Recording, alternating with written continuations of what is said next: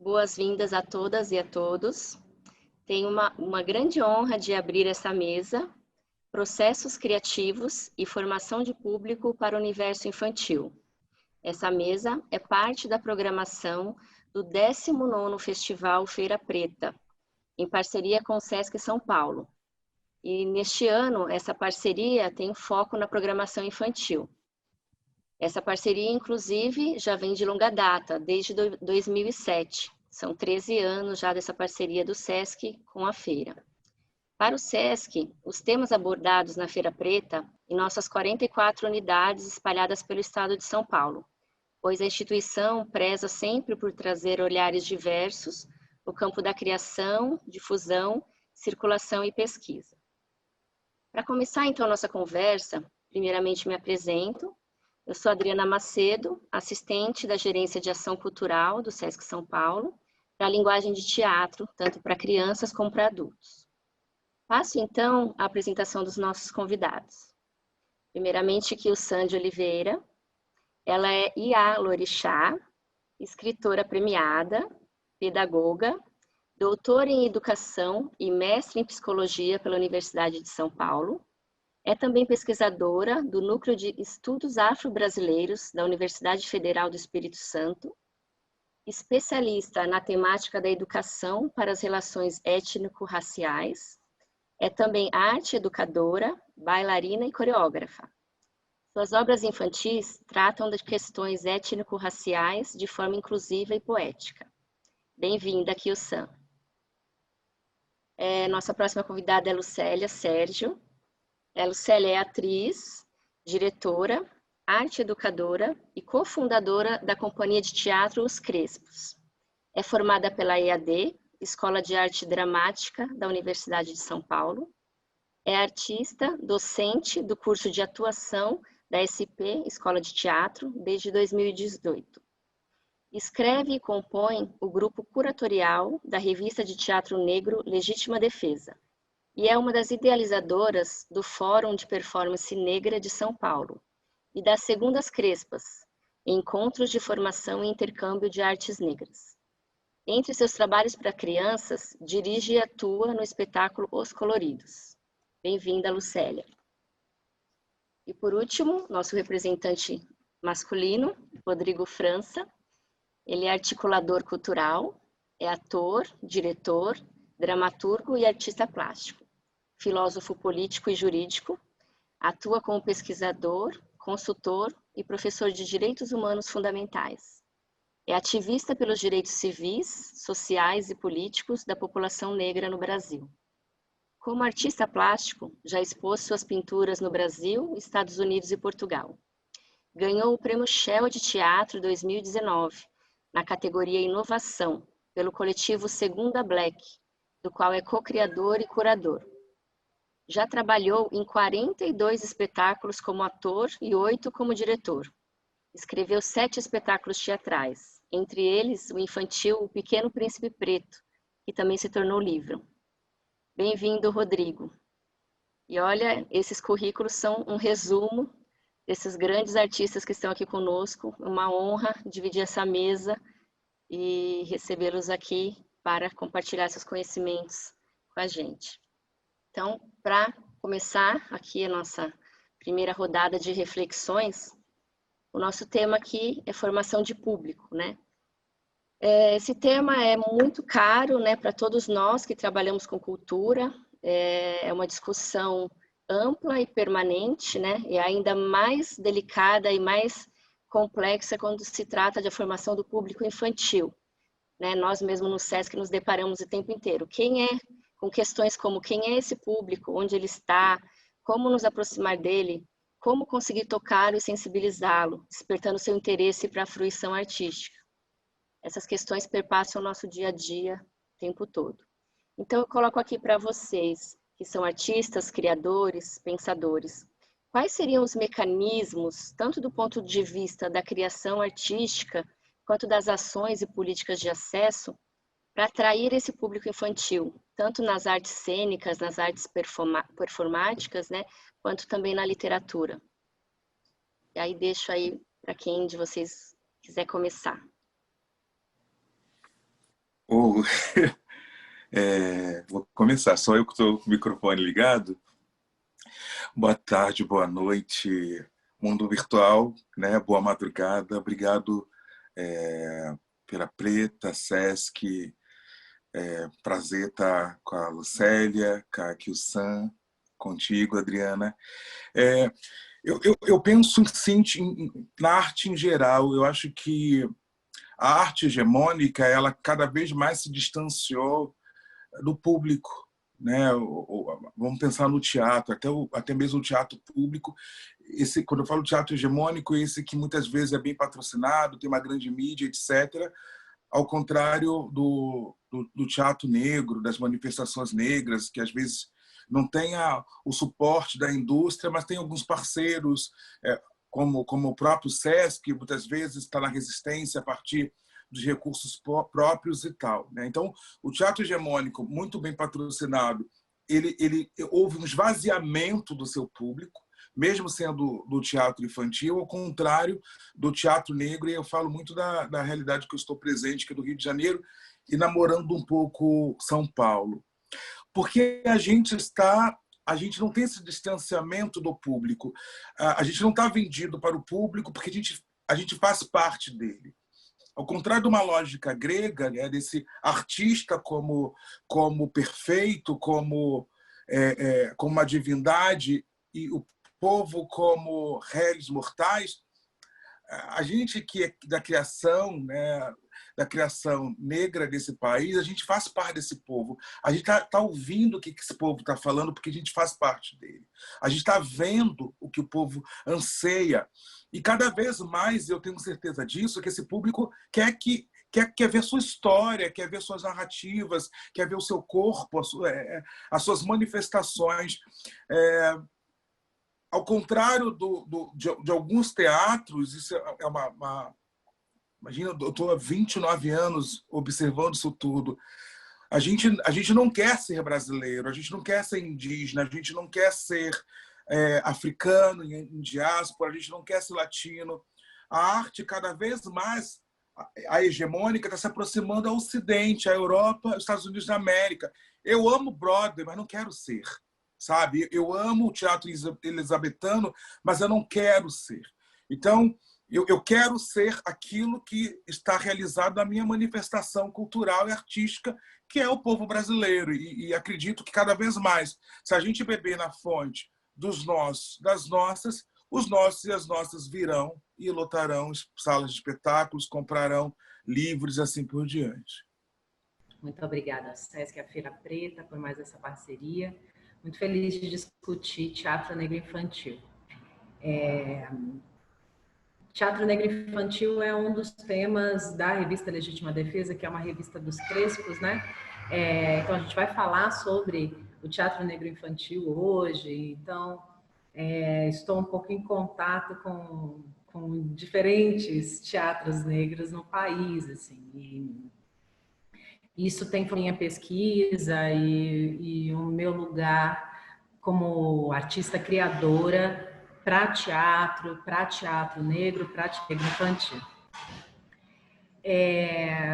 Tem uma coisa que o Rodrigo fala, né, que eu acho que a base disso que a gente chama de formação de público, que foi a sustentação do teatro negro. Nós estamos conquistando e abrindo espaços que estamos abrindo porque nós fizemos esse trabalho de formação de público e continuamos fazendo, né? A gente sempre está preocupado com essa peça precisa chegar nesse lugar, precisa chegar para essas pessoas, a gente precisa conversar com essas pessoas. Então, há 15 anos atrás, quando a gente fundou os Crespos, a gente tinha um público completamente diferente do público que a gente tem hoje. A gente tinha esse público mais classe média, mais advindo das universidades, né? Um público mais no teatro. E bastou um grupo de catadoras ir assistir o Carolina para trazer a família, os irmãos, os vizinhos, né? Então, a gente não conta só com o nosso processo de criação artística, divulgação desses trabalhos e de fortalecimento dessa formação de público, mas a gente também conta com o trabalho militante de quem assiste, para que as pessoas assistam também. Porque quando você se vê representado, quando o que dizem sobre você te interessa, você difunde a ideia, né? Você quer que outras pessoas também tenham essa experiência, né? Que outras pessoas também conheçam esses trabalhos, que se sintam realizados como você se sente. Acho que no Teatro Negro, muitas pessoas com quem eu conversei dizem isso. Olha, a gente não fala só com a criança, a gente fala com a criança dos pais. E a criança dos pais estava sedenta desde, né, de 70, 80, né, falando aí nos que são pais, né, hoje. Estão sedentos por ouvir essas coisas, né? E aí há uma relação muito interessante com esses pais, porque eles chegam para a gente neste lugar de agradecer não só por poder levar o seu filho, sua filha, para dividir essa experiência sobre si mesmo, para refletir sobre a sua própria identidade, como ele recupera algo que parecia perdido, né? Que é refletir sobre a sua própria infância a partir de um lugar poético, a partir de uma construção que não passa unicamente pela dor. É claro que a gente quer, falando aí quais são os contextos artísticos a partir dos quais a gente cria, é claro que a gente quer falar, sim, sobre racismo, a gente quer falar, sim, sobre preconceito, a gente quer falar sobre as nossas dores com as crianças, porque o racismo não começa na nossa vida quando a gente, depois da adolescência, né? Na pré-adolescência que você come. Não, né? Está sujeito e está sendo sujeitado e os seus conceitos vão sendo formados a partir de uma visão de mundo que te atravessa para além da vontade dos seus pais, dos seus avós, né, e de grande parte da sociedade. Então, é preciso que a gente não só discuta as questões do racismo, mas que a gente também abra possibilidades de pluriversalidades para todas as pessoas, né? Para quem está, a criança não negra que está entendendo outra possibilidade de ver o mundo, outras formas de compreensão de si, para as crianças negras que se veem representadas e compreendem também o seu lugar no mundo a partir de outras óticas. Porque acho que o que nós queremos, em especial, é construir outros imaginários de possibilidades diversas sobre as nossas identidades, sobre as nossas humanidades. Então, eu vejo que o teatro negro, ele chega num amadurecimento quando ele se volta para o teatro negro infantil. Tem um amadurecimento, um entendimento das nossas dores. Como diz Leda Maria Martins, a sua dor não é poesia ainda. Ela pode virar poesia, mas ela por si só não é poesia. Então, como que a gente construiu as nossas questões sociais e nos fortaleceu na construção de identidades possíveis para discutir isso com mais maturidade, com mais delicadeza, com estéticas experimentadas para dividir com as nossas crianças. Gostaria aqui de agradecer a Feira Preta, agradecer ao SESC, um prazer estar aqui nessa mesa com Lucélia, com Rodrigo, com Adriana, satisfação para falar sobre um assunto que nos é tão caro. Enquanto meus colegas aqui estavam falando, eu pensando, né, qual o caminho para dar contribuição a partir das falas tão importantes e dos elementos tão fundamentais que cada um trouxe em sua fala, né? E eu acabei me lembrando do TEM, o Teatro Experimental do Negro, fundado por Abdias Nascimento, né? Eu não podia deixar de trazer aqui essa lembrança, porque ali em 1944 nós conseguimos acompanhar através das fotos, de imagens, as histórias narradas, né? O quanto de impacto que esse teatro provocou nas pessoas, né? Em seus artistas. vendo, sei lá, Léa Garcia, Ruth de Souza atuando a partir de um pensamento reflexivo, contextualizado, crítico, em 1944, é algo inspirador. E eu vejo esse movimento, esse sucesso que Lucélia não trouxe com a palavra sucesso, mas eu atribuo como sucesso, sim, essa forma de que aprendemos a fazer. Lucélia disse isso, nós aprendemos a fazer. E isso é importante porque nossos passos vêm de longe. E nós aprendemos, sim, e aprendemos na coletividade e percorrendo caminhos. Lucélia fala sobre o pensamento, né, que temos em relação à acessibilidade, né? Onde está esse público? Como acessar esse público? E são questões que eu não consigo ver artistas negros no campo artístico, especificamente, vamos falar do teatro que estamos falando, sem ter esse posicionamento, entendendo o quão difícil é o negro no campo artístico, no campo da atuação, para ser escolhido como atores e atrizes em qualquer peça de teatro, novelas, etc. Então, é preciso reinventar ou inventar esse nosso espaço e pensando na gente mesmo. Quando vocês perguntam sobre o acesso, quais os mecanismos possíveis para favorecer o acesso do nosso público, eu penso nesse público periférico, né? E esse público periférico, políticas públicas focadas na acessibilidade são fundamentais, porque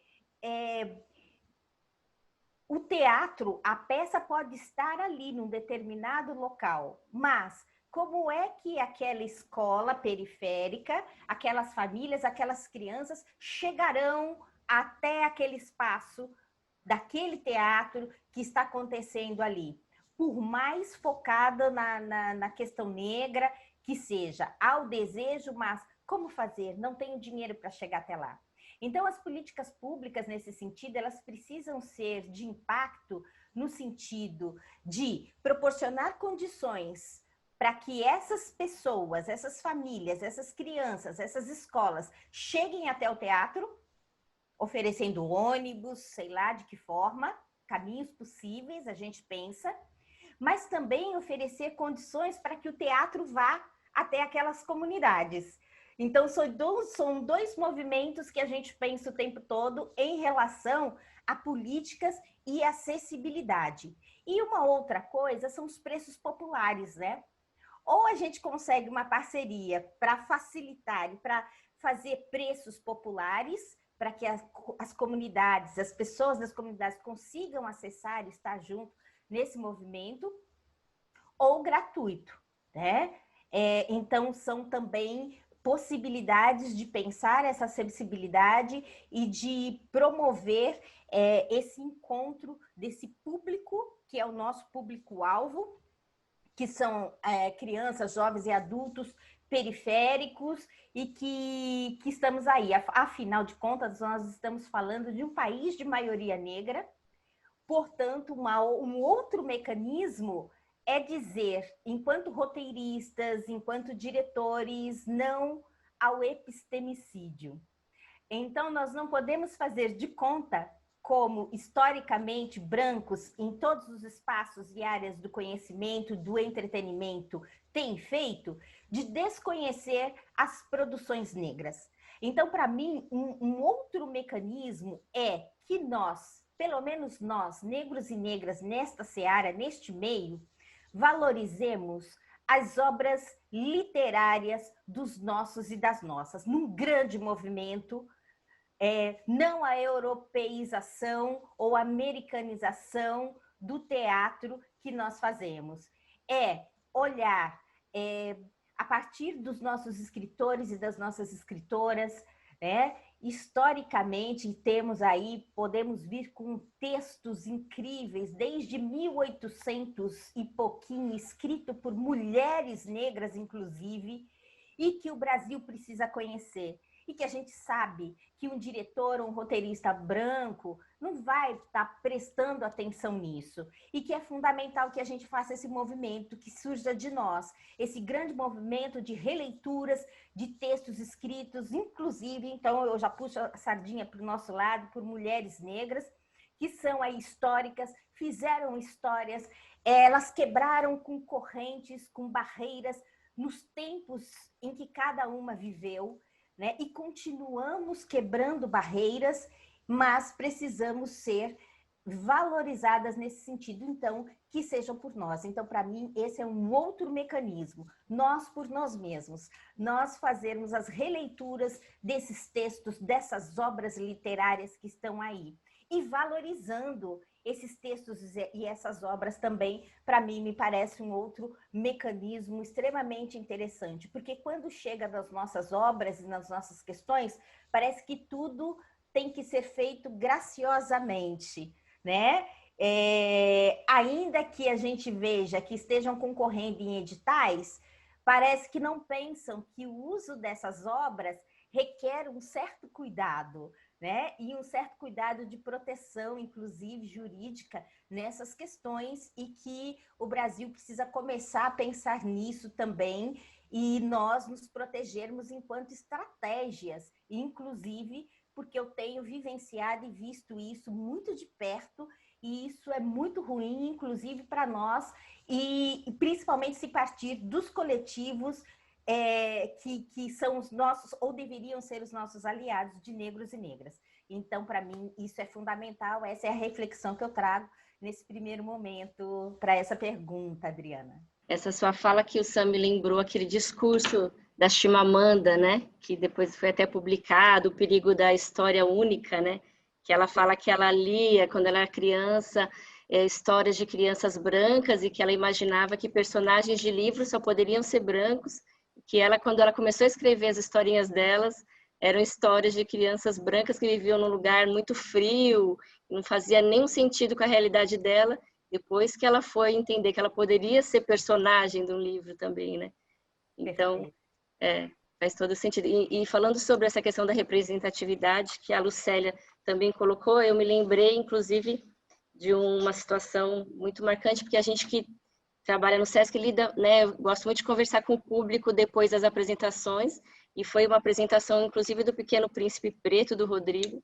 Não foi no SESC, mas foi depois que a gente fez no SESC, eles fizeram no Teatro Municipal, com plateia lotada, no Dia da Consciência Negra, acho que foi 2018, né, Rodrigo? Se eu não me engano. Foi plateia lotada e muita gente de fora querendo assistir, foi um dia memorável. E eu tive a oportunidade de assistir, e um rapaz estava com o filho do meu lado, ele chorou o espetáculo inteiro, o pai chorou o espetáculo inteiro, e ao final eu conversei com ele, e ele estava muito emocionado. Ele falou, se eu tivesse tido a oportunidade de ver isso na minha infância, minha vida teria sido outra. Olha a importância da representatividade, como a Lucélia falou, na década de 70 a gente não tinha, né? Não havia tanta oferta, né? Então, já é o tema até da nossa próxima questão aqui, que a gente realmente tem observado nos últimos anos um aumento mesmo das produções, né? Um aumento muito significativo, tanto das produções literárias, quanto teatrais, até musicais, né? Nas artes para crianças pretas, né? Então, para vocês, assim, qual que é a importância dessa representatividade para a construção da identidade e da autoestima dessas crianças? O pai chora porque ele entende que o seu filho vai estar muito mais fortalecido para a vida do que ele pôde estar, porque ele começa a entender a sua identidade a partir da fruição artística, né? Acho que é bom a gente lembrar, em momentos como os quais estamos vivendo, que a arte, ela existe há tantos milhões de anos, como as ciências, as tecnologias todas, né? Porque nós precisamos nos ver, nós precisamos nos identificar, nós precisamos nos questionar. Então, a arte existe para que nós entendamos qual é a nossa representação no mundo, qual é o nosso lugar no mundo. E acho que tem uma questão que o mundo em que nós vivemos tem muitas doenças. O racismo é uma delas que mata todos os dias, que mata crianças, inclusive. Não dando direito às crianças de serem crianças. Então, quando você mata uma criança, seja por uma bala perdida, seja pela brutalidade violenta disso que nós temos no Brasil, que é a polícia militar, né, e muitas vezes o exército brasileiro também, né, quando isso acontece, nós sabemos como a nossa sociedade responde a isso. É quase como é natural até, hoje em dia, que as crianças negras morram. Há um tempo atrás a gente podia tentar acordar a sociedade inteira para o absurdo que é isso. Mas essas notícias, elas circulam de um jeito, com a exposição dos nossos corpos a partir de uma realidade distorcida, que isso muitas vezes não afeta, no sentido do afeto mesmo, né? As pessoas. Então, a arte, ela tem sido, para a nossa sociedade, a possibilidade de nos discutirmos enquanto seres humanos, enquanto identidades diversas, né? É o espaço em que a gente consegue desnaturalizar algumas coisas, né? A gente combate imagem com imagem, a gente combate discurso com discurso, a gente combate imaginário com criação de novos imaginários. Então, essa é de importância fundamental na identidade de uma pessoa. Eu sempre digo que a minha filha chama Negra Rosa e ela sabe por que ela chama Negra Rosa. E toda vez que estranham que o nome dela é Negra Rosa, ela age naturalmente dizendo que sim, o nome dela é Negra Rosa. E que a mãe escolheu e que o pai escolheu. Então, o nome da minha filha já intimida os professores e os diretores quando vão falar comigo, né? Eles já sabem quem é a mãe da Negra Rosa pelo nome Negra Rosa, assim como os amiguinhos começam a naturalizar uma identidade expressa no nome, quando muitas vezes a nossa identidade é negada até no nosso próprio nome, né? Então a gente vem fazendo esse movimento há muito tempo, né? Muitas pessoas têm nomes que lembram as suas identidades hoje por causa desse movimento. Então, para falar dessa importância, acho que a gente também precisa dizer que há demanda. Não é à toa que, quando eu morrer, vou contar tudo a Deus, lotou o Sesc Belenzinho, muitas vezes, porque há demanda. Nós, assim como, né, o Rodrigo disse, há demanda para o teatro negro, porque durante muito tempo nós buscamos discutir uma identidade brasileira desconsiderando as humanidades brasileiras, as humanidades que formam isso que nós chamamos de Brasil, né? E o que nós estamos fazendo é esse movimento de trazer para a cena as considerações sobre essas humanidades e criar outras possibilidades de identidade, de sociabilidade diferentes daquelas que nós já vivemos. Então, a minha filha não aceita determinadas agressões que são naturais na escola, como dizer o que significa Páscoa. Né? Então, quando vai dizer, olha, a Páscoa é porque Jesus, aí ela levantou a mão e falou, olha, professora, lá na minha casa a gente também tem uma deusa. É Iemanjá. A gente joga flores para ela, mas ela só pode dizer isso para uma professora falando sobre Jesus, porque ela tem um fortalecimento outro na sua vida. Então essa é a importância da arte para as crianças negras, né? A possibilidade de você poder responder sobre a sua identidade quando você é violentado também. Porque dentro da escola, que é um dos lugares de maior violência para as crianças negras, infelizmente você entrega o seu filho para a escola sofrendo, porque você fala alguma coisa de ruim vai acontecer lá dentro, você sabe disso, e quando a professora faz alguma coisa, não é uma novidade, você infelizmente diz, eu sabia que isso ia acontecer, né? Então, Quando a criança consegue ter voz na escola, apesar das violências, isso significa que esse outro trabalho, que é ler para a sua criança, na sua casa, histórias nas quais ela se reconheça e se fortaleça. Levar seu filho para os espetáculos teatrais, entender outras histórias, entender a partir de outras trajetórias e de outros percursos, possibilidades outras, que talvez seja diferente da sua mãe, da sua avó, né? O que é ter uma avó que não sabe ler e você poder, a minha filha conta histórias para minha mãe que estudou até a 4ª série. Então, acho que isso é um fortalecimento como sociedade.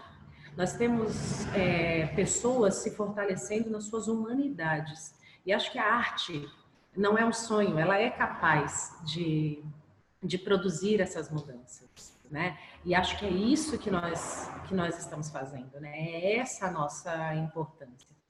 E os grupos de teatro negro que constroem aí as suas dramaturgias, que constroem os seus espetáculos, que constroem as suas poéticas a partir de estéticas diversas, têm conseguido pensar infância fora de padrões exatamente europeus sobre o que é a infância. Digo isso porque muitas das crianças que vão assistir os nossos espetáculos infantis já foram assistir outros espetáculos adultos com seus pais, que querem que a criança ouça aquilo, que a criança conheça aquilo, e que, né, então já é um público frequentador. Né? Então, há a delicadeza de entender o que nós precisamos falar agora. Precisamos falar especificamente com essas pessoas, né? Com essas crianças, essas pessoas que estão se formando para a continuidade da nossa luta, porque a gente sabe que a gente está formando soldados para a batalha. E isso precisa ficar evidente, né? A gente não está só fazendo um espetáculo com ludicidade para alimentar a infância e as possibilidades criativas. Isso também, nós temos essa preocupação, mas nós estamos formando soldados para a batalha, que é a batalha do dia a dia, da luta contra o racismo, contra o sexismo, contra a homofobia, contra todas as doenças que a nossa sociedade tem. Né? Então, nós estamos nos fortalecendo nesse lugar. Acho que isso é de extrema importância para a gente tentar refletir por que o teatro negro insiste em falar de racismo quando muitas vertentes educacionais dizem que a criança só vai conseguir ter pré-conceitos depois dos 4 anos, quando os conceitos estão formados.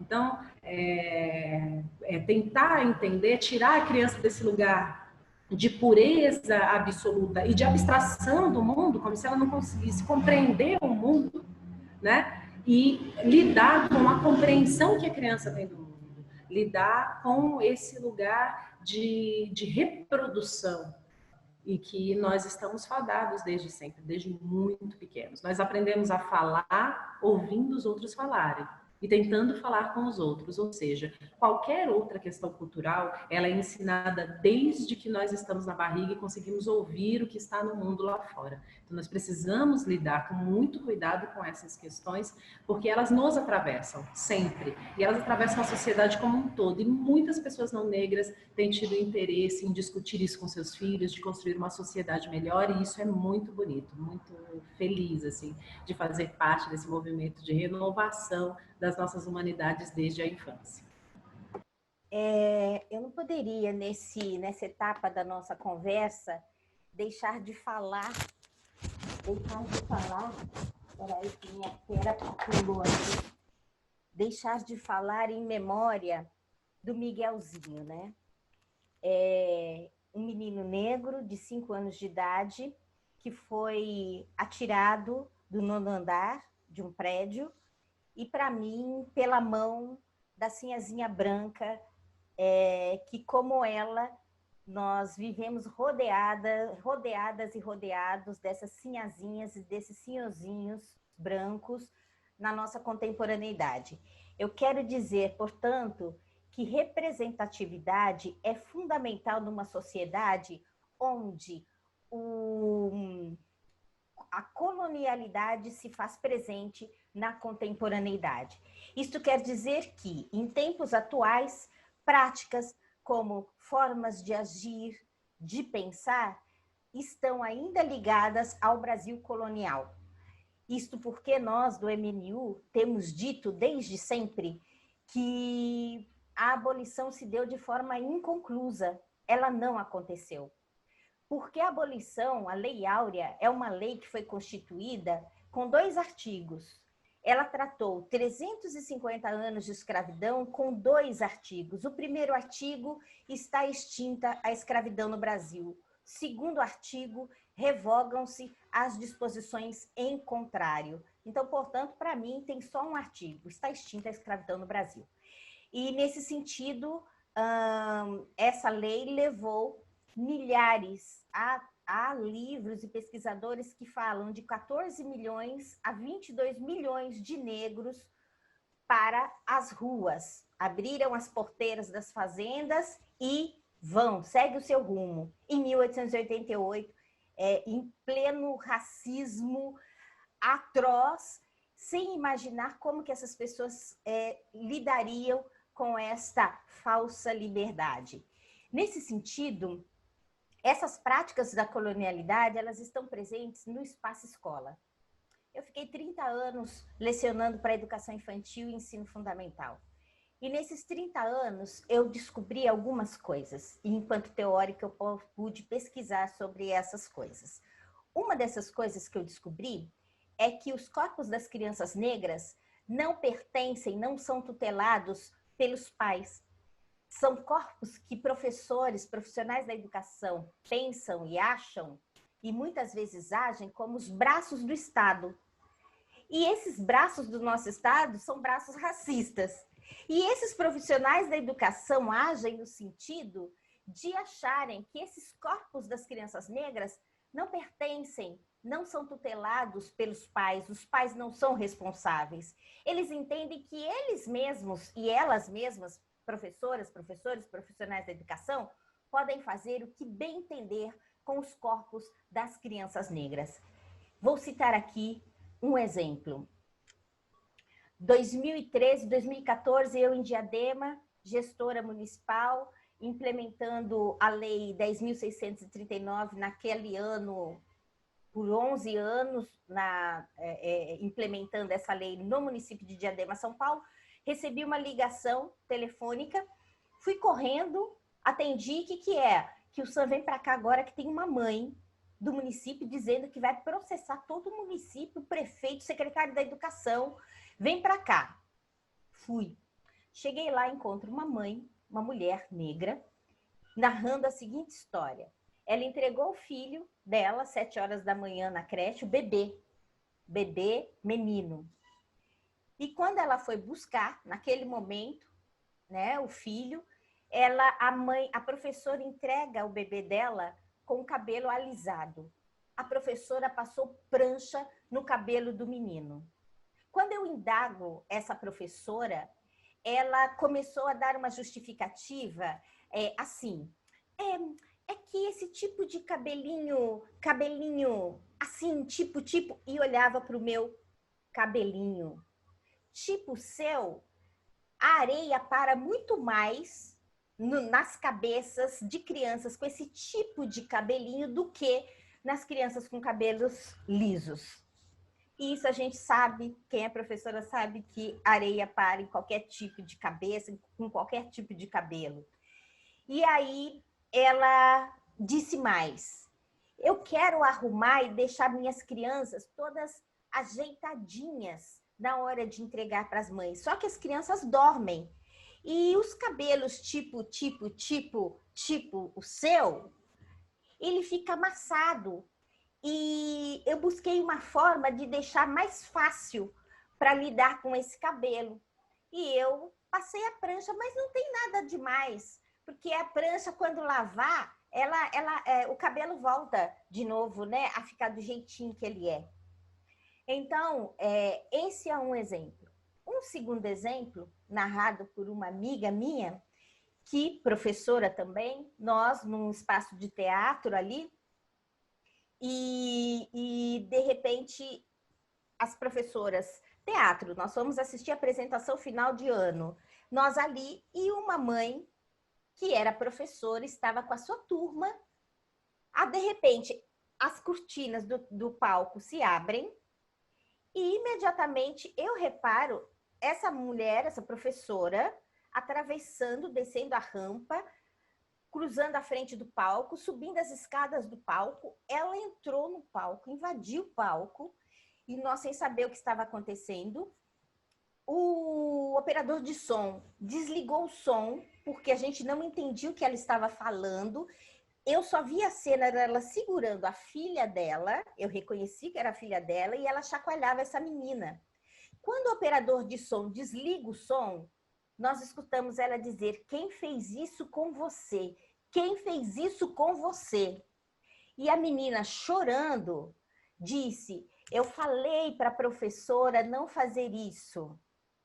Eis que a professora sai da coxia, entra no palco e vai ter com as duas que estavam no palco. E aí, a professora, que atravessou todo o palco, que chegou na cena, ela diz assim: por que você fez isso com a minha filha? E ela disse assim: justo hoje, e fala o nome da professora, todas nós nos conhecemos, justo hoje você tinha que, na apresentação de final do ano da minha turma, você tinha que trazer a sua filha com esse cabelo mafuá. A mãe contou depois para mim que ela fez o maior black power do mundo no cabelo da filha. Colocou florzinha aqui do lado. A filha e a professora depois contaram que lá no camarim, a professora pegou a prancha dela, alisou o cabelo da menina e a colocou para entrar no palco daquele jeito, com o cabelo alisado. Esses dois casos, eles não são isolados. E aí eu digo que quando um profissional da educação se forma, uma das coisas que mais a gente aprende, que mais batem na tecla é: nunca mexam no corpo da criança, nunca mexam no cabelo, no penteado. A forma que a mãe mandou é a forma que ela tem que voltar para casa. Então, isso é uma das coisas que a gente mais aprende, uma das primeiras coisas. Então, essa história de mexer no cabelo da criança negra, no sentido de desmontá-lo e achar que que um cabelo assim não está penteado, é o que mais acontece em termos de violência no espaço escola. Então, eu estou falando de infâncias que têm as suas identidades fragmentadas, que têm as suas identidades deterioradas por conta do racismo. E não é um racismo que ela vai conhecer ou ela vai se confrontar com ele teoricamente. Ela vai entender o significado do conceito de racismo a partir do corpo dela, na prática. É assim, no corpo a corpo, né?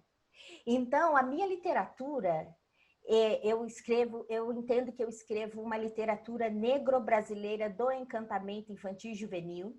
Literatura negro-brasileira é um conceito do grande teórico Kuti, e que ele vai dizer o porquê não de literatura afro, o porquê não de literatura negra e o porquê de literatura negro-brasileira, e eu me encaixo nela, sou militante, sou ativista, e eu escrevo como uma ferramenta de reconstrução das identidades dessas crianças, jovens e adultos que estão fragmentadas.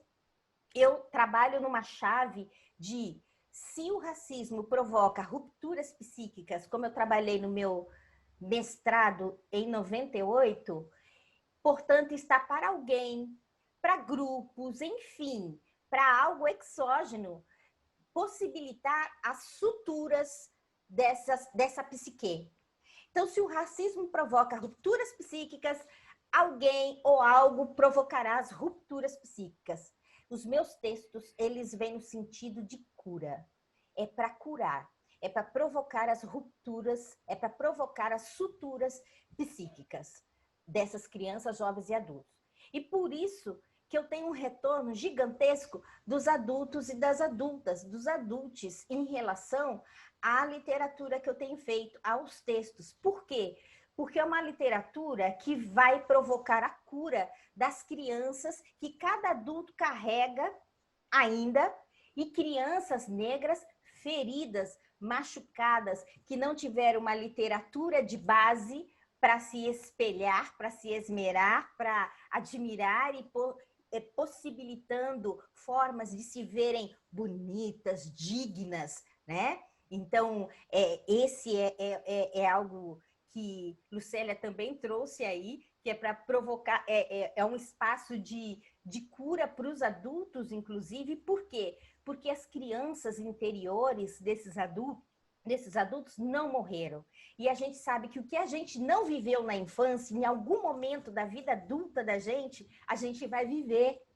Então, por isso que a gente vê uma quantidade enorme de adultos e adultas chorando desesperadamente ao verem peças focadas, peças com histórias negras, com personagens negros. Eu fui várias vezes assistir O Pequeno Príncipe Preto com o meu olhar de pesquisadora.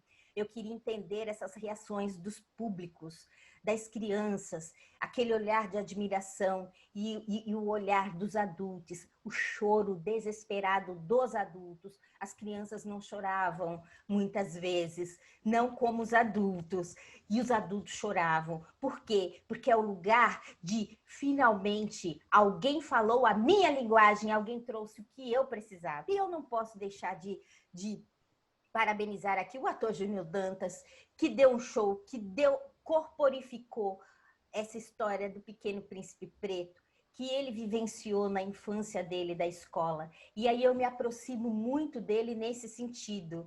Ele traz uma narrativa e uma possibilidade criativa de tirar uma experiência da infância, vivida na infância por ele, quando ele não pôde representar um príncipe, né, o Pequeno Príncipe no teatro da escola, e adulto ele vai fazer aquilo. Bom, corrobora o que eu acabei de dizer. Quando a gente não faz algo na infância, é potência para a fase adulta. Então, aqui parabenizando esse ator maravilhoso que deu essa vida e esse corpo ao Pequeno Príncipe Preto, fazendo com que tantas outras crianças, nós podemos, eu sou um príncipe, eu sou uma princesa, né? Então, isso é muito importante, porque é de representatividade que a gente está falando. E quando a gente fala de representatividade, a gente fala de cura. E para finalizar a minha fala, eu gostaria de dizer o seguinte, que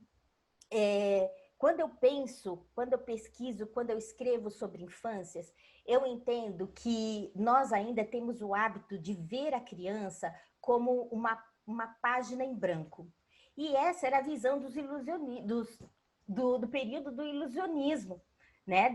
Séculos XV, XVI, XVII, que viam a criança como um ser desorganizado, desestruturado e uma página em branco. A gente continua a fazer mais ou menos esse processo porque a gente não consegue perceber como que a criança dentro da útera materna, como ela precisa aprender a ser autônoma. Ela tem que aprender a respirar. Ela vai se desenvolvendo, ela vai respirar na água. Ela vai aprender a se mexer, mudar de posição quando começa a doer um lado, que ela está muito naquela posição. Quando ela precisa de consolo, ela vai levar o dedinho dela na boca. Quando está chegando próxima do renascimento dela, da passagem dela pelo portal, ela automaticamente ela se vira para ficar pronta para aquela saída. É uma autonomia. E aí essa criança sai e ela é recebida na primeira arapuca social, eu digo, enquanto teórica. A arapuca social que está montada para ela. Se ela é uma menina, ela vai encontrar o universo rosa. Se é um menino, vai encontrar um universo azul. Começa por aí a cilada da arapuca social. E a arapuca vai aumentando, vai ficando mais complexa, quando os adultos vão mostrando para ela, conforme ela vai crescendo, o que é feio ou bonito. Isso é feio. Ah, essa pessoa é feia. Uma ilustração negra no livro é feio. Uma criança de 2 anos falou assim, olhando uma ilustração de uma história com personagens brancos E no meio da história apareceu um personagem negro. Até então, a mãe, professora, contando para mim, folheando o livro, estava tudo bem para o menino de 2 anos, assistindo, lendo, olhando as imagens. Quando apareceu aquele corpo daquele personagem negro com branco, ele imediatamente reagiu, ele apontou e disse: que feio. A mãe entendeu, mas ela quis que ele falasse com a boca dele. Feio por quê? Feio porque é feio. Não, mamãe quer saber. Explica por que é feio. Por que é feio? E foi insistindo. Ele disse: é feio porque é preto. 2 anos. E é isso que a gente encontra na escola. 3 anos e a criança dizendo que não vai brincar com ela, com a amiguinha, porque a amiguinha é preta. Porque a mãe falou, porque a avó falou. Então, é desse Brasil, onde o racismo é estrutural e estruturante, que nós precisamos desconstruir, demolir, como o professor Carlos Moore escreve no prefácio de um dos meus livros, o Marc Banha de Goré, quando ele diz que o racismo demole a identidade positiva de uma criança. E essa demolição, eu fui ver, dando aula na Federal do Espírito Santo, as pessoas adultas com 27, 28, 30 anos dizendo: professora Kilsan, agora que eu descobri que eu era negra, morando no território do Espírito Santo, que é um dos territórios mais negros do país. Ela não consegue se perceber, eles não conseguem se perceber negros e negras. Então, para que isso não aconteça, nós lutamos com as nossas armas. E as nossas armas, para mim, as minhas, são focadas nos livros, nos textos edificantes, na literatura. Porque a minha intenção é que, se as crianças são consideradas pelo olhar branco, europeu, americano, como esse corpo que está vazio e que ele precisa ser preenchido, nós não damos conta de entender, pelo menos no quesito de incompreensão racial, que as nossas crianças negras não tenham essa inocência, porque elas não podem ter, porque elas são chamadas pelas práticas racistas desde cedo para lidar com o assunto tão violento quando elas deveriam estar brincando. Então, para mim, eu trabalho uma chave no doutorado que se chama corpo-templo. Nós, de matriz africanas, entendemos que o nosso corpo é um templo, o nosso corpo é sagrado. O templo não está fora de mim, o templo está em mim. Esse corpo é esse templo. E eu preciso tratar muito bem desse templo, por conta desse corpo-templo abrigar o sagrado. Então, eu trabalho numa chave corpo-templo-resistência. Corpo-hífen, templo-hífen, resistência. Porque o corpo-templo sequer resistência, porque é necessário no Brasil, esse corpo negro infantil sequer resistência, porque resistir às barbáries também deve ser considerado algo sagrado. Então, corpo, tempo, resistência, porque resistir às barbáries deve ser visto, entendido como algo sagrado. E nesse sentido, retomo Miguelzinho, que não teve chance de viver para ver todo esse movimento maravilhoso em prol das crianças negras que nós temos lutado há tantos e tantos anos. Ele foi atirado pela mão da sinhazinha branca que representa o Estado brasileiro para a morte e foi acolhido, com certeza, por Oduduá, pela Mãe Terra, que o acolheu e vai fazer com que outros miguezinhos floresçam por aí e tenham também a oportunidade de passarem da vida infantil para a puberdade, para a adolescência e para a vida adulta, que é o que nós queremos. Representatividade é absolutamente sinônimo de cura para a população negra de forma geral. E o Teatro Negro Infantil brasileiro tem feito isso com maestria. É isso que eu tenho a dizer. Me lembra muito alguns artigos e teses que eu li do campo de pedagogia na UERJ, que falam sobre a primeira infância da criança brasileira E existe uma especificidade dessa criança preta, né? Se a gente pensar que a criança branca, mesmo chegando à sua pré-adolescência, ela tem a sua pureza respeitada, né? Pelo senso comum racista brasileiro, enquanto a criança negra, quando ultrapassa essa primeira infância, ali seus 5 anos, a menina negra passa a ser hipersexualizada e o menino negro vulgarmente chamado de sementinha do mal, e etc. Então, desde sempre existe essa coisificação, essa objetificação desse corpo negro.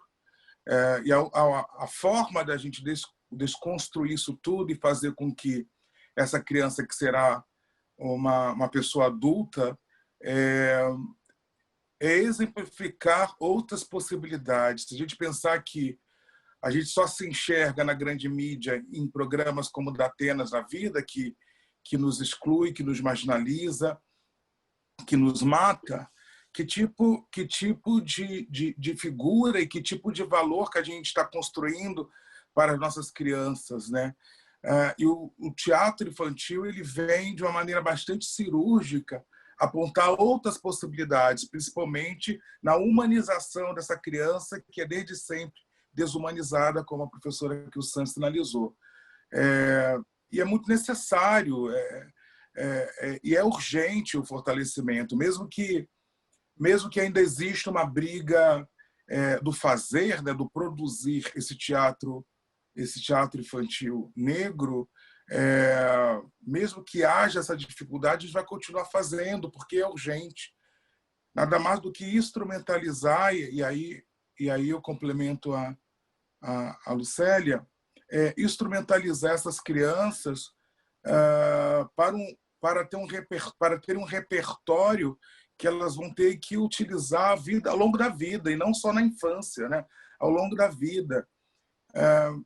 Essa semana chegou num grupo de estudo uma criança linda falando sobre eu me acho um menino lindo. Menino, né? Eu sou preto, me acho bonito, meu cabelo é bonito, e eu não ligo para os racistas que lidem com a minha beleza. De uma certa forma, é tão potente enxergar uma criança já instrumentalizada dessa forma, né? Tendo alto amor, ao mesmo tempo é tão triste você ter uma criança lá que não chega nem aos 7 anos, já descobrindo, sendo instrumentalizada por uma relação da violência que o racismo estrutura, né? Na sua vida, no seu corpo. Ao mesmo tempo que a gente no Brasil discute tanto a relação do Estado Democrático de Direito, onde você tem lá as duas bases, igualdade e liberdade. Quando você vai pensar isso para o povo preto, isso é inexistente. Uma criança negra ela não pode correr no Brasil, né, nas Américas. Uma criança negra, como você pode falar sobre liberdade que um menino negro, algo que é tão básico, algo que é tão cotidiano para qualquer criança, uma criança negra, ela não pode correr. Desde sempre, um menino ou uma menina negra tem que ter lá o nome, a identidade, o endereço dos pais no bolso, na mochila, para qualquer aventura. Isso no processo de construção para a vida adulta. E mesmo assim, isso não será suficiente. Né? Mesmo assim, tanto a Ágata, tanto o Miguelzinho estavam com seus responsáveis, ou estavam entregues a uma pessoa que era responsável por aquele momento.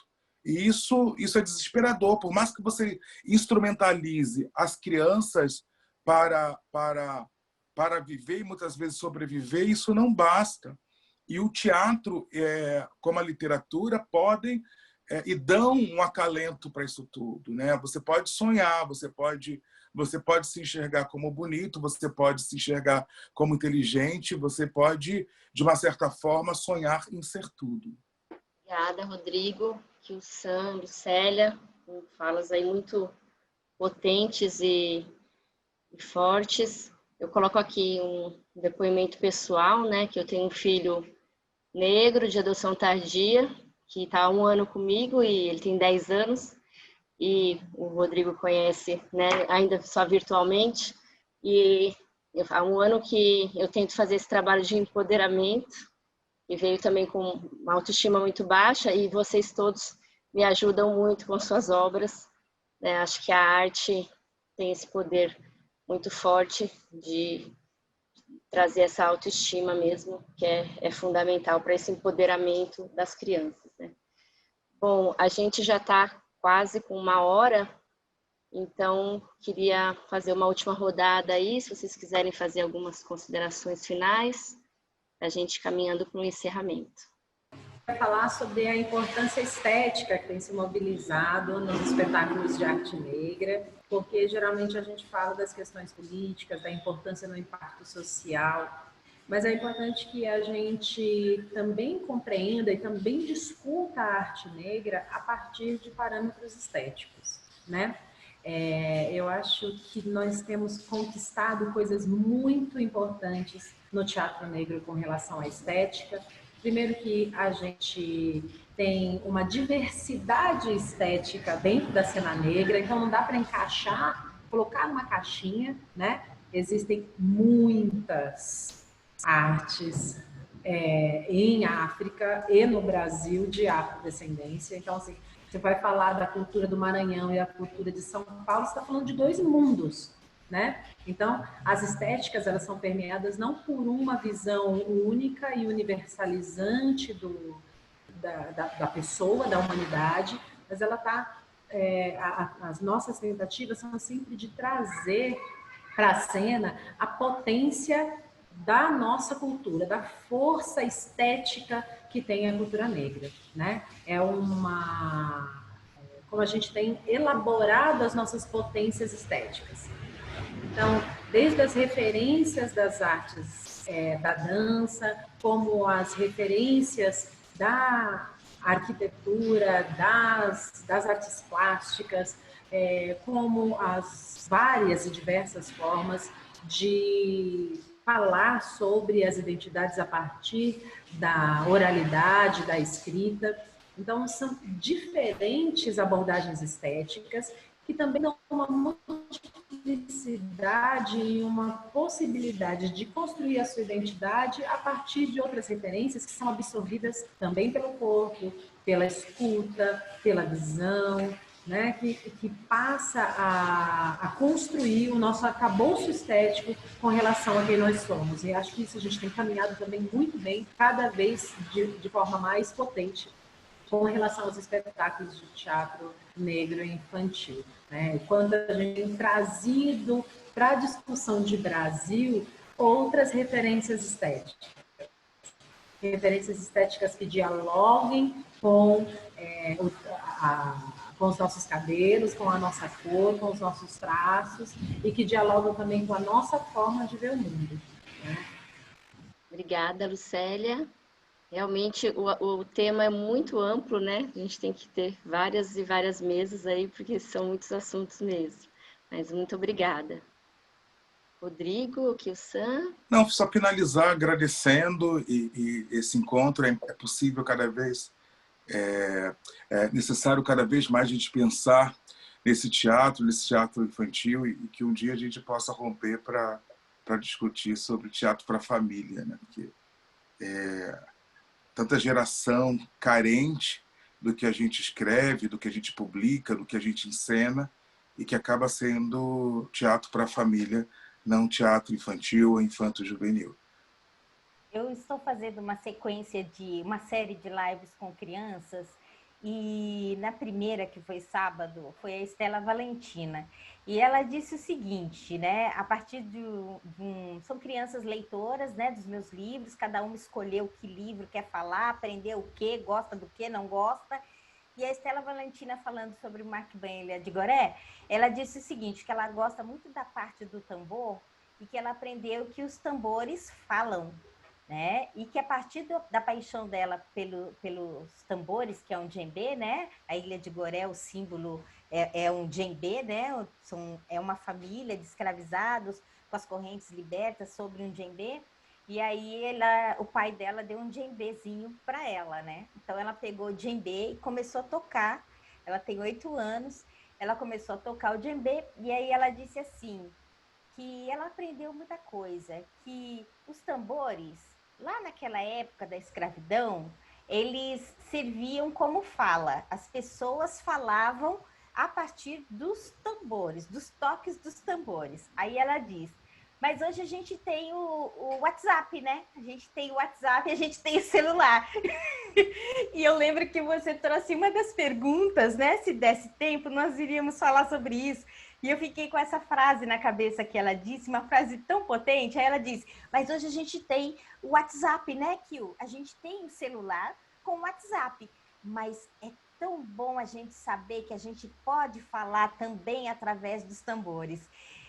É o nosso universo, né? É esse universo dessas peças teatrais, desses roteiros, desses textos brilhantes que a gente tem visto no nosso país, que tem alimentado o imaginário das crianças de uma forma tão saudável e promovendo a criatividade, a criticidade, né? Então, antes nós tínhamos os tambores que falavam entre si, hoje a gente tem o WhatsApp, o celular, mas que bom que a gente também tem os tambores e saber que podemos nos comunicar através deles. Então, viva o teatro infantil negro, viva a literatura negro-brasileira, viva atores, atrizes, roteiristas, diretores, produtores culturais, negros e negras, todos e todas e todos que estão envolvidos na construção de um país muito melhor, porque quem ganha não são só as crianças, jovens e adultos negros e negras, é o país todo. Como diz a Nilma Lino Gomes, ela, né, em seu livro O Movimento Negro Educador, exatamente, os movimentos negros brasileiros têm educado a nação desde sempre, desde sempre. Então, que continue assim, inclusive via o campo artístico, o campo das artes. Gratidão, uma satisfação estar aqui com vocês hoje. Para finalizar, quero ler um trechinho aqui do livro Amoras, do Emicida, que fala assim: não há melhor palco para um pensamento que dança do que o lado de dentro da cabeça das crianças. Então, gente, eu quero agradecer muito a presença aqui dos nossos debatedores, que o Sam, Lucélia e Rodrigo, muito amor, muito obrigada, muito mesmo, muita gratidão pela participação de vocês. Quero agradecer também os meus xarás, Adriana e Adriano, da Feira Preta, né, pelo convite também, né, pela minha participação.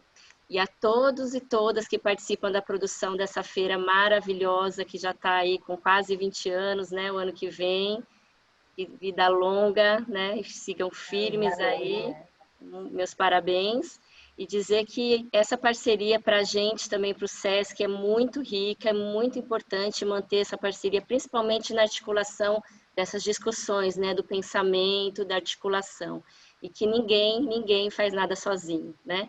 Então, sigamos juntos essa parceria e o Ubuntu.